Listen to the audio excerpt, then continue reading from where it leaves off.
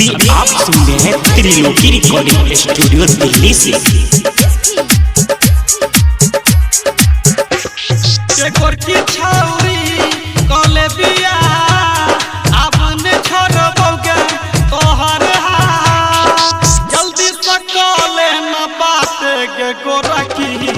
हमरा बनाल फतार के छौरी, हमरा बनाल फतार के छौरी, के गोरकी छौरी कल बियाह अब न छोड़बोगे तोहर हाथ। जल्दी से कले न बात के गोरकी, हमरा बनाल फतार के छौरी, हमरा बनाल फतार के छौरी।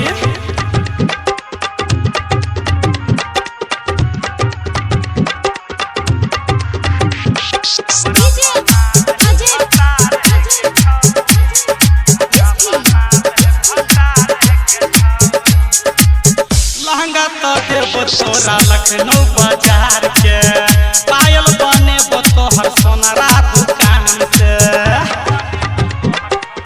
सुना के माँ लहंगा तो देव तोरा लखनऊ बाजार के, पायल बने तोहर सोनारा दुकान से।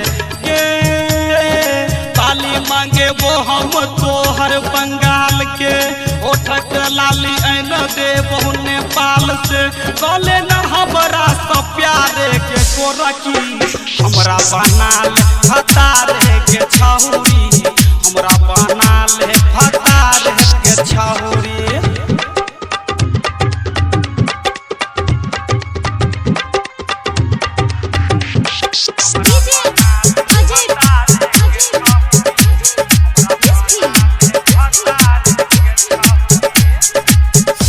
पैलेस के दुसल्ला देखेबो, बुलेट अपाची पर रोजो घूमेबो।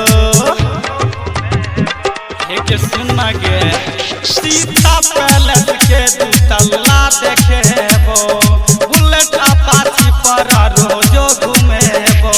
के शॉपिंग तू करी है रोजो 1000 के, मना नहीं करबो हर रविवार के। जल्दी से करई जोगारे के गोरकी, हमरा बनाल फतार के छौरी, हमरा बनाल फतार के छौरी।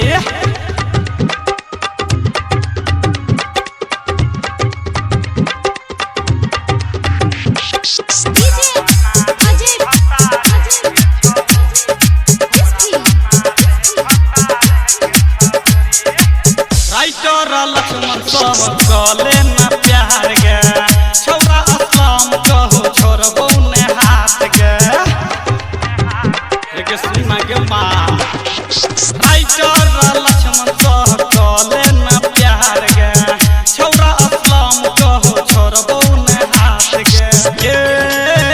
प्रेमा के आब बनाले फतार गे, सब दिन लह जेतो मधुबनी बाजार गे। चले में अब दरभंगा के गोरकी, हमरा बनाल फतार के छौरी, हमरा बनाल फतार के छौरी। ये गोरकी छौरी कले बियाह अब न छोड़बोगे तोहर हाथ।